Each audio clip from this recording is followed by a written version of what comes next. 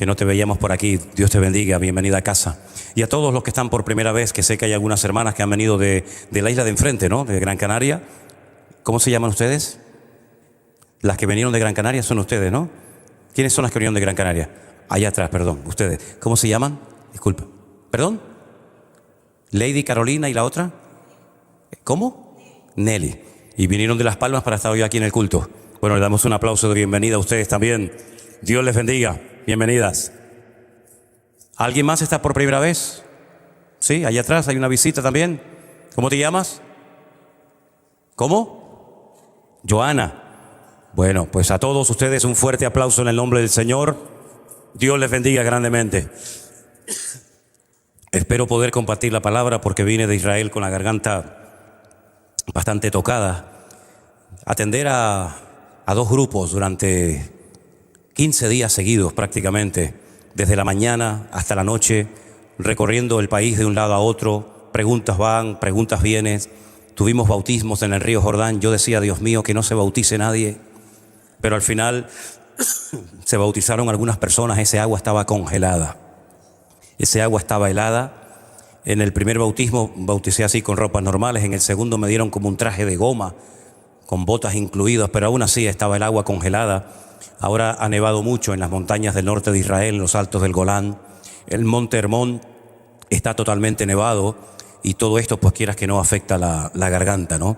Y estar hablando un día y otro día y en fin. Pero bueno, aquí estamos, gracias al Señor, con Elena, con Priscila, con Miriam, con Matías y con el chiquitín de la casa que se portó de verdad como un campeón en este viaje que hicimos a Israel. Decíamos, a ver cómo se porta este. Pero la verdad es que fue una bendición, una maravilla tener un niño así que se está todo el día riendo. Yo no sé a quién ha salido, porque yo no soy así y creo que los padres tampoco son así. Pero tener un niño tan alegre es una bendición. Yo era un niño, y lo he dicho muchas veces, y lo digo en serio, les puedo traer fotografías para que las vean. Yo era un niño precioso. De niño, digo de niño, ya de grande otra cosa. Pero de niño era muy bonito, era precioso, gordito, pero el más antipático del mundo. No dejaba que nadie me tocara, no dejaba que nadie me hiciera ninguna carantoña, ninguna risa, porque enseguida me ponía a llorar. Era un niño muy bonito, pero muy antipático. Pero la verdad es que Adriel tiene las dos cosas, es bonito y es simpático, ¿no? Así que, ¿qué más se puede pedir? Bueno, mis queridos hermanos, yo quiero llevarles a una primera lectura en el Evangelio de Mateo, el capítulo 23. El capítulo 23 es un capítulo durísimo, durísimo, porque habla acerca del concepto que tenía el Señor Jesús de los escribas y fariseos de su época. Emplea el Señor calificativos en este capítulo muy duros, como ciegos, víboras, hipócritas y otras muchas cosas. Y al final de este largo discurso de Mateo capítulo 23, el Señor termina diciendo en el verso 37, Jerusalén, Jerusalén, que matas a los profetas y apedreas a los que te son enviados. ¿Cuántas veces quise juntar a tus hijos como la gallina junta a tus polluelos debajo de las alas, y no quisiste, no quisieron? He aquí vuestra casa os es dejada desierta, porque os digo que desde ahora no me veréis más, hasta que digáis, bendito el que viene en el nombre del Señor. Esa era la palabra que se le daba al sumo sacerdote cuando volvía de Belén con los corderos que iban a ser posteriormente sacrificados en la fiesta de la Pascua. Lo veían venir en el horizonte con aquellos corderos que iban a ser escrupulosamente examinados durante varios días para descubrir el más mínimo defecto, y si así era, lo descartaban. Y entonces cuando lo veían venir al sumo sacerdote desde Belén, donde estaban los pastores cuidando los rebaños, toda la ciudad de Jerusalén salía a recibirlo con este saludo, Baruch haba Beshem Adonai, bendito el que viene en nombre del Señor. El Señor Jesucristo, desde un lugar en el que hemos estado hace unos días, llora por la ciudad de Jerusalén. Yo no sé cuántos de ustedes se han dado cuenta la cantidad de ciudades que se mencionan en la Biblia. Tal vez sería bueno darles esta tarea a todos ustedes para que fueran anotando en una libreta todas las ciudades que se mencionan en la Biblia. Aquí tenemos Jerusalén, podríamos hablar de Capernaum, podríamos hablar de Tiro, de Sidón, de Betsaida y de tantas y tantas ciudades. Pero concretamente a esta ciudad de Jerusalén, el Señor le reprocha que no le dejaron cumplir su voluntad. La ciudad de Jerusalén siempre ha sido una ciudad codiciada por todo el mundo, odiada y amada al mismo tiempo por todos. Por allí han pasado todos los imperios habidos y por haber. Ha sido destruida docenas de veces y docenas de veces ha vuelto a ser reconstruida.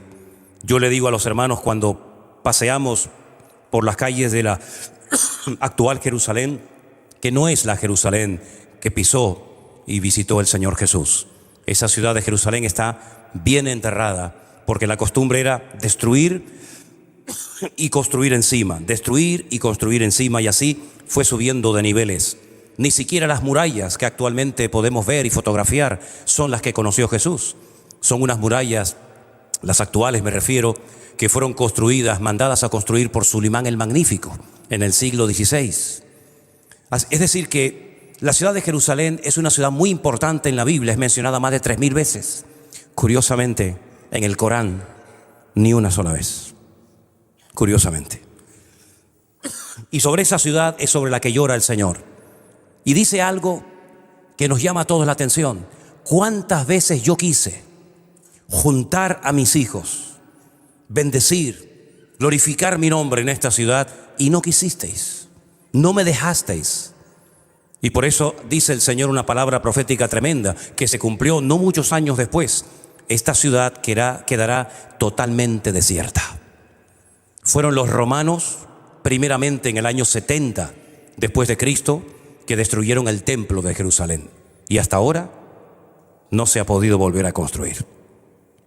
En el año 70 se produjo la gran catástrofe de Jerusalén. El templo quedó arrasado.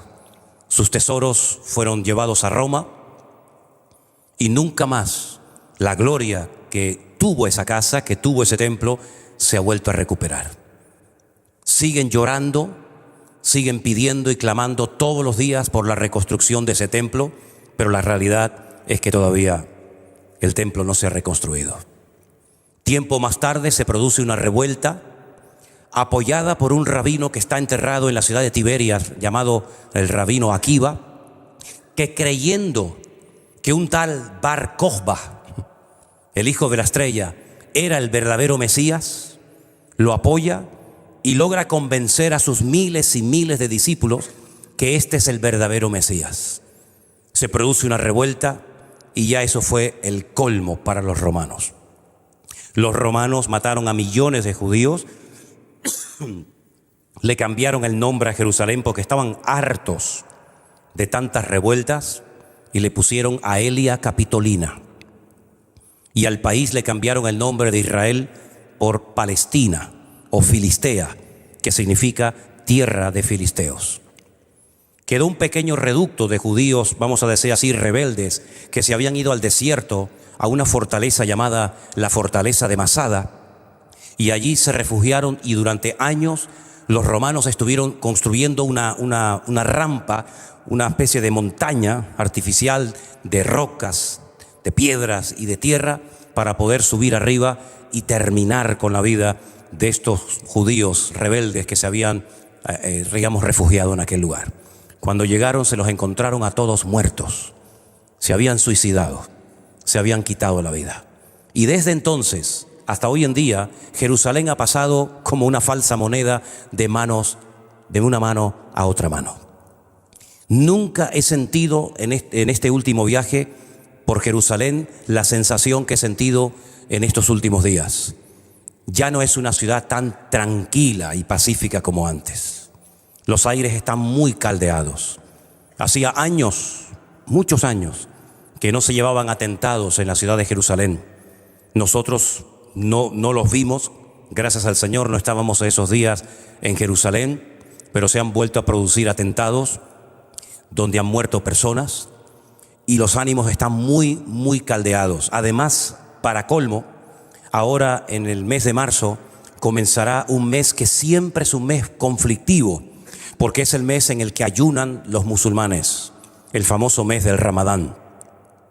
solamente pueden comer durante la noche, y entre el odio y el desprecio que llevan siempre, desde niños, encima el mal humor que uno tiene cuando tiene hambre y no puede comer, todo eso se junta, y solamente por la gracia y la misericordia de Dios confiamos de que no se produzca una siguiente intifada donde se calcula que podrían morir centenares o miles de personas. Así que les pido oración para que este próximo mes de marzo y abril, pues el Señor guarde a su pueblo, y dice la Biblia que tenemos que orar por la paz de Jerusalén, la ciudad del gran rey, la única ciudad del mundo que la Biblia le da 70 nombres diferentes. Yo no me los sé todos, porque no me he propuesto estudiármelos, pero les puedo asegurar que hay 70 nombres diferentes. Esto no pasa con ninguna ciudad del mundo. 70 nombres diferentes para dirigirse a la misma ciudad. Por supuesto, la más conocida, Jerusalén. Pero lo que está bien claro es que el Señor Jesucristo lloró por esta ciudad. Lloró por esta ciudad porque veía su rebeldía, veía su dureza de corazón. No nos olvidemos que fue en esta ciudad donde el Señor Jesucristo fue crucificado, en el monte de la Calavera. No nos olvidemos que después de la resurrección, los judíos, en vez de reconocer, me refiero a las autoridades religiosas, en vez de reconocer que se habían equivocado crucificando y matando al verdadero Mesías, al verlo resucitado, pues tenían que haberse dado cuenta de que se equivocaron, pero fue todo lo contrario. La Biblia dice que sobornaron a los soldados romanos para que dijeran que sus discípulos habían venido de noche y robaron el cuerpo y se lo llevaron, y le hicieron creer a la gente que su maestro había resucitado. Dice, y este dicho se sigue diciendo y creyendo hasta el día de hoy. Jerusalén e Israel se sigue resistiendo a aceptar a Jesús como el Señor y Salvador personal de sus vidas. Es verdad que hay iglesias, es verdad que hay hermanos nuestros en Cristo, pero la gran mayoría de la ciudad y del país rechazan por completo al Señor Jesús. Yo creo que si el Señor Jesús se pusiera en el mismo monte de los Olivos donde hizo esta declaración, volvería otra vez a llorar. Jerusalén, Jerusalén, que matas a los profetas y apedreas a los que te son enviados. Siguen todavía encerrados en sus costumbres, en sus tradiciones, en sus religiones, en sus mandamientos de hombres, y no quieren dar su brazo a torcer. Por eso lo que se avecina en el horizonte va a ser tremendo. Porque es verdad que el pueblo de Israel es un pueblo que ha sufrido muchísimo, muchísimo. Yo creo que es uno de los pueblos que más ha sufrido a lo largo de la historia. Por supuesto, hay otros pueblos que también han sufrido, pero con todo lo que han padecido, yo creo que ya tenían que estar más blandos sus corazones para recibir a Jesús como el verdadero Mesías. Pues no se ha producido ese milagro, sino que siguen rechazándolo. Incluso hay judíos que se dedican a perseguir a cristianos y a esperarlos en las puertas de las congregaciones para insultarlos, y le intentan complicar la vida de todas las maneras habidas y por haber. Y no solamente eso, sino que en Israel está prohibido por ley hacer evangelismo. Usted no puede salir por las calles a predicar el evangelio. Bueno, si lo hace, ya sabe, aténgase a las consecuencias. Usted puede terminar en la cárcel, es un delito. No pueden ir evangelistas, no pueden ir pastores, no pueden ir misioneros a Israel a hacer evangelismo, porque está totalmente prohibido. Fíjense lo paradójico que les voy a contar ahora, que hay en Jerusalén una universidad enorme, financiada por los mormones. Ustedes saben que los mormones son estos muchachos que van vestidos de blanco y se dedican pues a evangelizar y a tratar de alcanzar a gente para su causa. Bueno, Israel les permitió construir una universidad gigantesca que costó millones de dólares, con la condición de que tenían que comprometerse por escrito a no evangelizar, porque está totalmente prohibido evangelizar en Israel. La pregunta es entonces, ¿y cómo hacen los hermanos cristianos de allí? Bueno, con su testimonio personal, esperando que alguien te haga una pregunta. Entonces lógicamente sí les puedes responder, pero eso de salir por la calle a repartir folletos, a evangelizar, todavía sigue Jerusalén cerrada a Cristo y al evangelio. ¿Creen ustedes que el Señor está contento con esta actitud? Todo lo contrario. Ahora, no solamente eso, sino que el Señor les dice en el verso 38, he aquí, vuestra casa os es dejada desierta. ¿A qué casa se estaba refiriendo el Señor concretamente? Porque porque ya ha hablado de lo que le va a pasar a Jerusalén. Pero cuando habla de la casa, para el judío la casa más importante de la ciudad era sin lugar a dudas la casa de Dios, el templo de Jerusalén. Y es curioso que cuando el Señor Jesucristo salió del templo y se iba, dice en el versículo 1 del capítulo 24, que sus discípulos se le acercaron para mostrarle los edificios del templo, es decir, de la casa de Dios. Es decir, les acabo de decir que esta casa va a quedar desierta, pero ellos no son conscientes de lo que acaban de oír y le dicen al Señor: Señor, fíjate qué templo tan hermoso tenemos. Mira qué dependencias, mira el oro, mira qué decoración. Y el Señor les dice: ¿veis todo esto? Verso 2: de cierto os digo que no quedará aquí piedra sobre piedra que no sea derribada.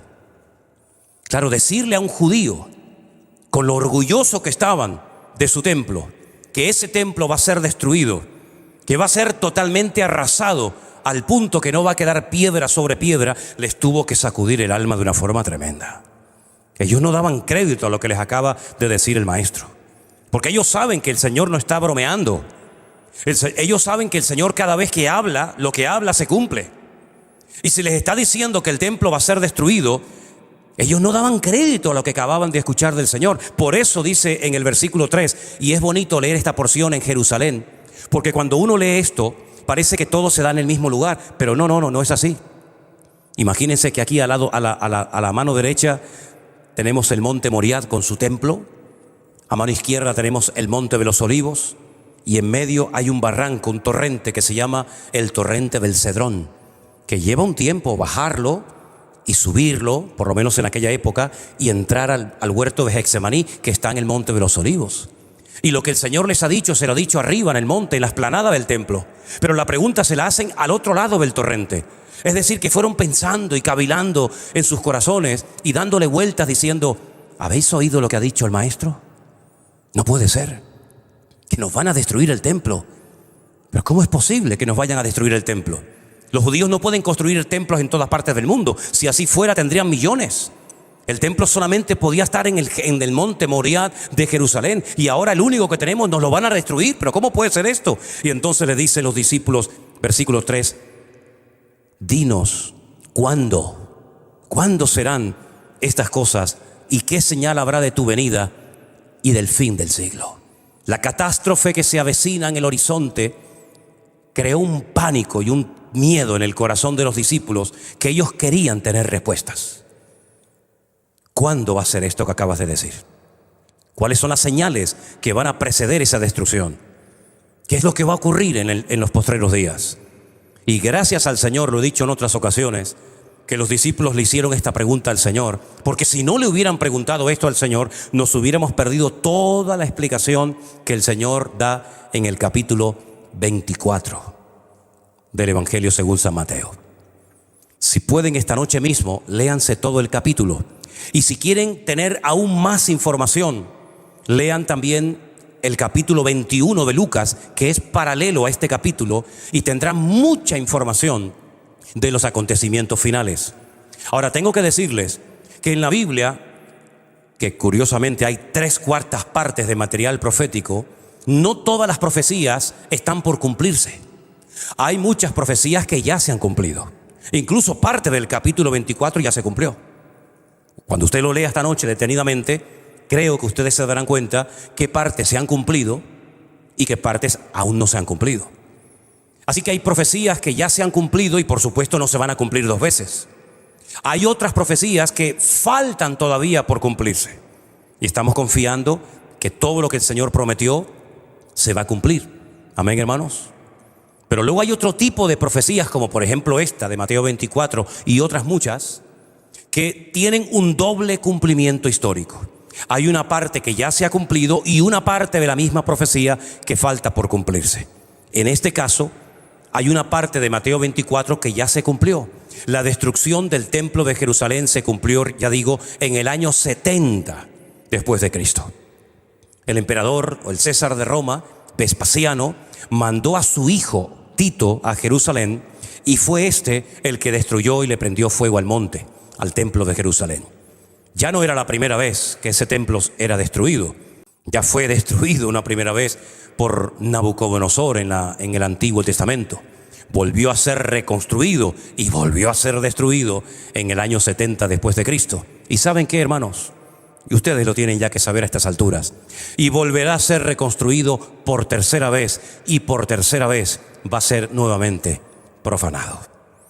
Es que no, el hombre no termina de aprender la historia, hermanos. Yo la sensación que tengo cuando hablo y estoy allí en Jerusalén, cuando hablo con muchos de allí, es que quieren recuperar una gloria perdida y no se dan cuenta que la verdadera gloria no consiste en levantar un edificio, un templo, sino en tener a Cristo en nuestros corazones. Esa es la verdadera gloria. Con templo o sin templo, con sacrificios o sin sacrificios, la verdadera gloria consiste en tener al Señor Jesucristo en nuestras vidas. Y Juan, un discípulo de Cristo, que por cierto también era judío, dijo que el que no tiene al Hijo, tampoco tiene al Padre. Y el que no tiene al Padre, tampoco tiene al Hijo.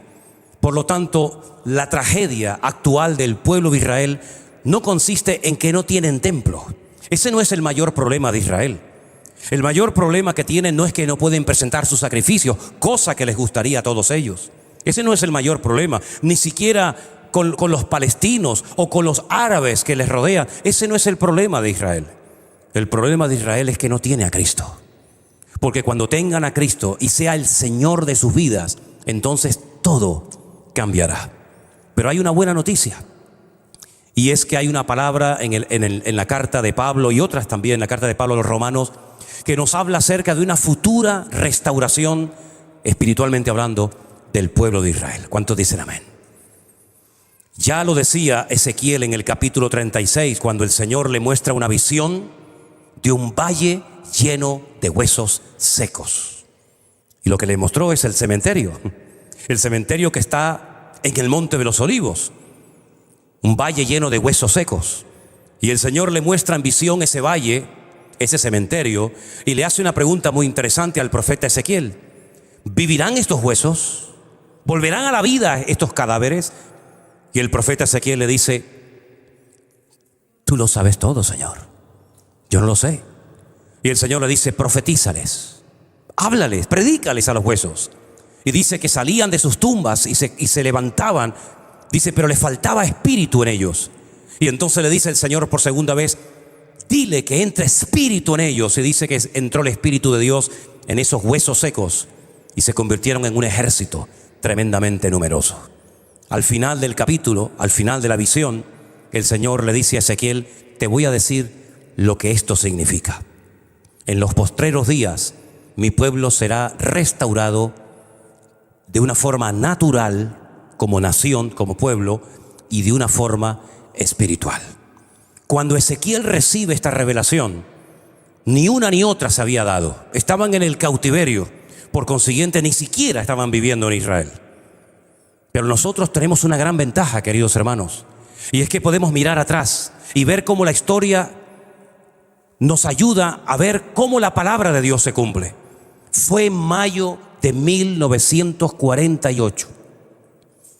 Yo no había nacido, algunos de ustedes a lo mejor sí. Pero en mayo de 1948 se constituyó la nación de Israel después de 2000 años de estar errantes por el mundo. El edificio donde David Ben Gurión proclamó el Estado moderno de Israel todavía existe y se puede visitar, es un museo en Tel Aviv. Y vemos que la restauración nacional como país, como pueblo, ya se ha producido. Y bueno, es algo que está ahí, lo quieran recibir o aceptar las Naciones Unidas o quien sea, ese es otro tema. Pero ahí hay un país pequeñito, con su bandera, con su himno, con sus tradiciones. Ahí hay un pueblo. Pero espiritualmente hablando, todavía esa restauración no se ha producido. Porque todavía el Señor llora sobre Jerusalén. Porque todavía Israel se resiste a arrepentirse de sus pecados y a recibir y a proclamar a Cristo como su Mesías verdadero. Es una tragedia ver cómo todavía siguen creyendo que aquel famoso rabino llamado Lubavitch, que hay póster y fotografías de él por todo el país, era el verdadero Mesías. Y lo estaban esperando con banderas y con pancartas. Y se había proclamado en radio, en televisión y en todas partes que el Mesías viene, el Mesías viene. Y resulta que cuando estaban esperando al viejito Lubavitch que viniera, el viejito se murió. Y yo les digo, ¿y ahora? ¿No dicen ustedes que era el verdadero Mesías? Y dicen, de un momento a otro resucitará.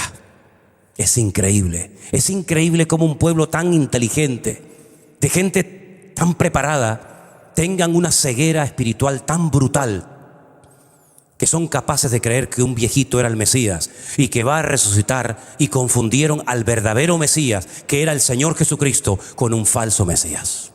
Pero las cosas van a cambiar, porque la Biblia dice que por haber hecho las cosas mal, es decir, por haber rechazado el Evangelio y por haber rechazado a Cristo sin darse cuenta, sin querer, enriquecieron al mundo. Y uno se pregunta, ¿y de qué forma enriquecieron al mundo? Pues muy fácilmente. Uno de esos judíos fanáticos, cerrados, fariseos hasta la médula, se convirtió al cristianismo, se convirtió a Cristo, cambió de vida y se dio cuenta de que el Evangelio no podía quedar encerrado en la sinagoga de Israel, que tenía que ser predicado la palabra en todas las naciones de la tierra. Y este rabino famoso era Shaul, Saulo de Tarso, más conocido como el apóstol Pablo. Y él fue y le predicó a miles y a miles de gentiles el Evangelio que los judíos no querían recibir. Y entonces, inspirado por el Espíritu Santo, cuando le escribe la carta a los habitantes, a los miembros de la iglesia de Roma, les dice: si la transgresión de Israel enriqueció al mundo hasta el punto que miles y miles y miles de gentiles se han convertido, ¿cuánto más será su plena restauración? Y él habla de un olivo, es como una especie de metáfora, un olivo que era Israel, un árbol que está en todas partes en Israel. El apóstol Pablo dice que Dios le arrancó las ramas al olivo verdadero e injertó ramas de olivo silvestre. Una locura, un disparate. Y ese injerto se produjo cuando los gentiles abrazaron el Evangelio y recibieron a Cristo como su Señor y Salvador personal. Y les dice Pablo a los gentiles: no se ensoberbezcan, no le den lugar al orgullo, menospreciando a los judíos, porque Dios es poderoso para volverlos a injertar. Y que sepan que no son ustedes los que alimentan a la raíz, sino la raíz la que les alimenta a ustedes. Y él habla de una restauración espiritual futura que se llevará a cabo en el pueblo de Israel. Incluso dice algo que algunos teólogos los dejó con la boca abierta y no dan crédito a esas palabras. Dice: ¿esto qué significa cuando dice y todo Israel será salvo? ¿Cuántos dicen amén? Tremendo. ¿Es acaso imposible para Dios convertir a un país entero? ¿Podrá Dios convertir a todo un país? ¿Sí o no? Bueno, ya lo hizo a través de Jonás, convirtiendo a toda una ciudad de paganos y de incrédulos como eran los ninivitas. ¿Cuánto más el Señor hará con su pueblo? Cuando dice la Biblia, y estuvimos allí en el valle de Megiddo, no solamente estuvimos en el monte Carmelo, donde Elías oró y cayó fuego del cielo y se ve todo el valle de Megiddo debajo de nosotros, sino que este año por primera vez tuvimos la oportunidad de ir al otro lado del valle de Megiddo, en una montaña que está a las afueras de Nazaret, desde la cual quisieron arrojar a Cristo al vacío. ¿Se acuerdan ustedes que dice que lo echaron de la sinagoga y lo quisieron botar de la montaña abajo? Desde esa montaña hay un paisaje espectacular. Yo nunca en mi vida había visto algo tan hermoso. Y además, con estas últimas lluvias, todo el valle verde, allí se ven tantas cosas de la Biblia. Pues, queridos hermanos, en ese valle dice la Biblia que se llevará a cabo una batalla tremenda. Bueno, dice la Biblia que 100 millones de soldados vendrán a pelear contra Israel. Jamás, nunca Israel ha sido o va a ser atacada de una manera tan brutal, tan despiadada como en la batalla de Armagedón. Tierra, mar y aire. Todas las naciones de la tierra, o muchas naciones de la tierra, por supuesto. Si algunos se preguntan, ¿y los chinos estarán allí? No les quepa la menor duda. ¿Y los rusos? Por supuesto, ellos van a la cabeza. Y las naciones de Europa, 100 millones de soldados en ese valle pelearán contra el pueblo de Israel. ¿Qué les parece? Una batalla tremenda, la tercera guerra mundial. Cuando termine la batalla estarán 7 años quemando armamento al fuego. y durante muchísimos días y meses enterrando cadáveres, porque habrá una matanza como jamás en la historia lo ha habido, hasta el punto que dice la Biblia que la sangre llegará a la altura de los frenos de los caballos. Una matanza tremenda. Y es entonces cuando Israel, viendo que está acorralado por todas partes y que ya no tiene esperanza, dice la Biblia que verán al que traspasaron viniendo en las nubes. ¿Qué les parece? Verán al que traspasaron, al Señor Jesús, al que le horadaron las manos, los pies y su collado y su costado. Y lo verán, y dice que harán grande lamentación por él. Y estarán, según Zacarías capítulo 14, semanas y semanas, meses y meses llorando por aquel que rechazaron hace 2000 años y que ahora viene en su ayuda y en su auxilio. Y entonces él es cuando pone sus pies sobre el monte de los olivos, y ese monte, por el poder de su presencia, se partirá en dos, se hará un valle inmenso, y aguas subterráneas entrarán en las aguas muertas del mar muerto. Y dice que habrá millones y millones de peces que alegrarán la vida de las gentes. Hermanos queridos, podríamos decir en cierto sentido que lo peor está por venir, pero también sabemos bíblicamente que lo mejor también está por venir. La pregunta es, ¿y tú y yo qué pintamos en todo este plan profético de Dios? Porque el Señor lloró por Jerusalén, como hemos leído en esta noche. Quiero también leer la misma situación, el mismo llanto de Jesús, pero según la versión de Lucas. Porque Lucas también nos dice que Jesús lloró. En el capítulo 13 de Lucas, el verso 34, nos dice así: Jerusalén, Jerusalén, que matas a los profetas y apedreas a los que te son enviados. Parece lo mismo, pero hay una palabra que yo quiero destacar. ¿Cuántas veces quise juntar a tus hijos como la gallina junta sus polluelos debajo de sus alas y no quisiste? Eso es prácticamente igual que nos cuenta Mateo. Pero ahora fíjate lo que dice el verso 35. He aquí, vuestra casa os es dejada desierta, y os digo que no me veréis hasta que llegue el tiempo. Esa frase a mí me llamó la atención. Hasta que llegue el tiempo en el que digáis: bendito el que viene en el nombre del Señor. Sabemos que el tiempo que nosotros vivimos en la actualidad fue inventado por Dios. Dios no es controlado por el tiempo, ni por el espacio, ni por la materia. Dios es atemporal. El tiempo es un invento de Dios. Y nosotros medimos el tiempo, pues tenemos calendarios en semanas, en días, en meses, en años, en siglos, en milenios, en lustros, etcétera, etcétera. Y es en este tiempo en el que de vez en cuando Dios se mete e interviene y revela cosas que van a ocurrir. Dios está fuera del tiempo, pero cuando quiere contactar, cuando quiere comunicarnos algo, se tiene que meter en nuestro tiempo, es decir, en esta dimensión limitada. Y todos sabemos perfectamente que estamos limitados.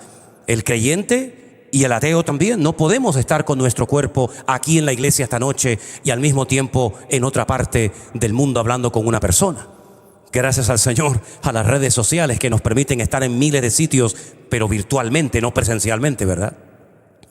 Pero nuestro Dios no es limitado por nada, pero Él le puso tiempo a las generaciones. Él le puso tiempo a la iglesia. Él le puso tiempo a nuestra existencia. Él le puso tiempo a nuestro ministerio. Él le puso tiempo para que una mujer sepa cuándo se aproxima el parto y cuándo le queda todavía un tiempo para seguir esperando mientras la criatura se está formando en su vientre. Todo ha sido diseñado con tiempo y espacio y medida. Y el Señor Jesucristo dice que llegará un tiempo en el que las cosas van a cambiar y la gente va a utilizar aquel saludo que se le daba al sumo sacerdote: bendito el que viene en nombre del Señor. Ahora, la pregunta sería: ¿y cuánto falta para ese tiempo? ¿Cuántos días, semanas, meses o años falta para ese tiempo? Para que Israel caiga rendido y se caigan las escamas de sus ojos y puedan experimentar la restauración espiritual, puesto que ya la natural o la física ya la han vivido. Bueno, nadie puede saber exactamente cuánto tiempo falta, Pero cuando los discípulos le preguntaron al Señor, ¿qué señal habrá de tu venida y del fin del siglo? Entonces es cuando Él da una lista enorme de señales que nos indican cuánto tiempo falta para la restauración del pueblo de Israel y para su venida. Claro, por supuesto, yo no dispongo del tiempo ahora mismo para darles un estudio detallado de cuántas señales se tienen que cumplir. Porque dicho sea de paso, muchas ya se han cumplido. Una, y era fundamental que se diera, era la plena restauración del pueblo de Israel. Sin pueblo de Israel el cronómetro no se pone marcha atrás. Generaciones y generaciones y generaciones estuvieron esperando, porque hasta que Israel no volviera a su tierra y se vieran niños correr por sus calles, y se viera el desierto florecer, y se vieran las señales de multitudes de personas cantando y caminando por las calles de Jerusalén, el tiempo estaba como detenido. Pero déjenme que les diga algo. Hay algo que les sorprende mucho a las personas, a los grupos que llevamos, y es ver la cantidad de miles de niños y de jóvenes que hay en Israel y sobre todo en Jerusalén. Me acuerdo que un hermano me decía, pero ¿dónde están los viejos? Esta ciudad está llena de niños por todas partes. Nos llama mucho la atención cuando van los niñitos pequeñitos, solitos o de la mano de otro hermanito. Todas las mañanas van al colegio y vimos una escena. Vimos un día un niño pequeñito que venía totalmente dormido del colegio solito, caminando así como un zombie por la calle porque el pobrecito venía medio dormido. Ahora, lamentablemente, en estos días que hemos estado en Israel, uno de estos locos no se le ocurrió otra cosa que lanzar su coche a toda velocidad contra una parada de guaguas, contra una parada de autobús. Y al momento un niño de 6 años perdió la vida. Su papá sigue todavía en coma en el hospital, y a los pocos días su otro hermanito, que también estaba en la parada de autobús de guagua esperando que lo llevaran o lo trajeran al colegio, de 8 años, a los pocos días también falleció y perdió la vida, ¿no? Y después, cuando vemos esas fotografías, decimos, ¿qué se saca con estos atentados que no conducen absolutamente a nada? Cuando el Señor vino a darnos vida y no muerte. Cuando el Señor vino a sacarnos el odio, la venganza, la amargura y el resentimiento de nuestros corazones, y ves a estas personas lanzando sus coches contra paradas de guaguas donde hay niños inocentes porque les han prometido un paraíso que no lo van a conseguir ni antes ni después de hacer semejante disparate. Pero hermanos, solamente os digo algo. Nosotros en este momento podemos tener la completa seguridad, sin la más mínima duda, de que somos la generación más cerca de los acontecimientos finales que ninguna otra generación. Todo está listo y dispuesto para la reconstrucción del tercer templo de Jerusalén, que es una de las grandes señales que va a poner, digamos, en funcionamiento todo el programa profético de nuestro Dios. Ya incluso a alguien se le ha ocurrido la idea, y no ha sentado nada mal en algunos sectores, de que en lo alto del monte Moriah, donde están esas mezquitas, el domo de la roca, hay espacio suficiente para dividir ese territorio, ese lugar, y que los judíos tengan su templo a un lado y que los musulmanes tengan sus mezquitas o sus rezos en otra parte.